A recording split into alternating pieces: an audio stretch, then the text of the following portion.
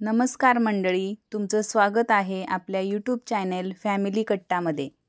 तर आज आपण पाहणार आहोत पितृपक्षात बनवल्या जाणाऱ्या सर्व शाखा भाज्या। त्यासाठी आपला भरपूर वेळ जातो, पण आज आपण अगदी सोप्या पद्धतीने आणि फक्त 20 मिनिटांमध्ये या सर्व भाज्या तयार करणार आहोत। चला तर मग सुरू करूया।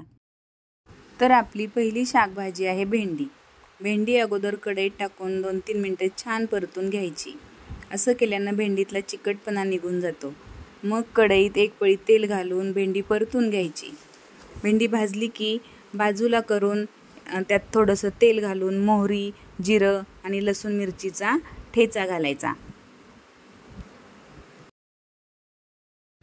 यात चवीनुसार मीठ आणि 1 चमचा शेंगदाण्याचा कूट घालून भेंडी परतून घेतली आणि भेंडी आपली तयार झाली। दुसरी भाजी आहे शेपू। शेपू बनवण्यासाठी कढईत 1 चमचा तेल घातलं, जिरी, मोहरी आणि ठेचा टाकून परतून घेतला आणि लगेच शेपू भाजी टाकली। त्यात थोडंसं मीठ आणि शेंगदाण्याचा कूट घालून 1-2 मिनिटं परतून घेतली। छान परतून झाल्यावर भाजी झाकून ठेवली आणि आपली शेपू भाजी तयार झाली। लगेच दुसऱ्या कढईत तेल टाकून याप्रमाणे गोलाकार कापलेलं कारलं तेलात टाकलं।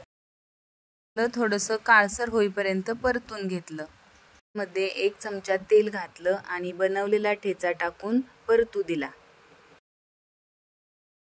त्यामध्ये चवीनुसार मीठ घातलं आणि शेंगदाण्याचा कूट घातला।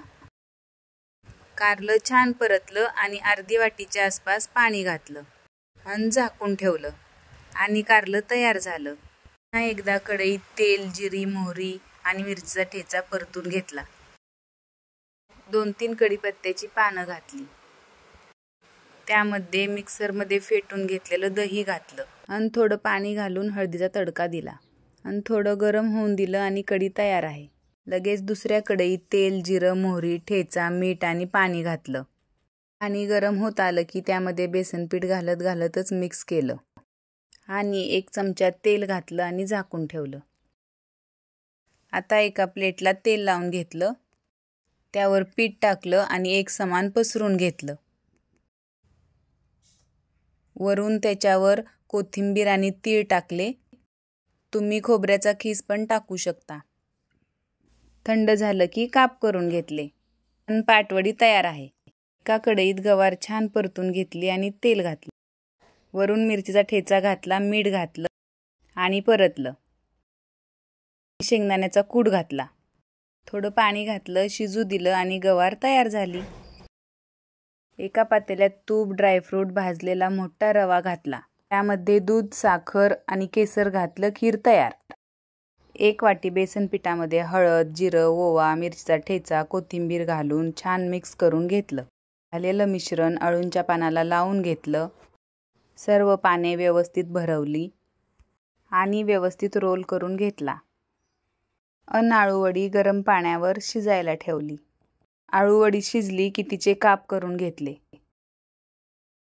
कढईत तेल गरम करून घेतलं आणि अळूवडी कुरकुरीत होईपर्यंत तळून घेतली।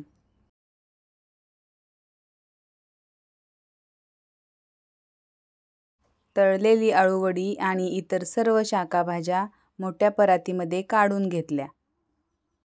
अगदी कमी वेळात आणि सोप्या पद्धतीने आपल्या सर्व शाखा भाज्या तयार आहेत। जर तुम्हाला पाटवडी, अळूवडी, खीर यांच्या डिटेल्स रेसिपी हव्या असतील तर त्या आपल्या चॅनलमध्ये अवेलेबल आहेत। जर तुम्हाला आजचा व्हिडिओ आवडला असेल तर व्हिडिओला लाईक, शेअर आणि चॅनेलला सबस्क्राईब करायला विसरू नका। धन्यवाद।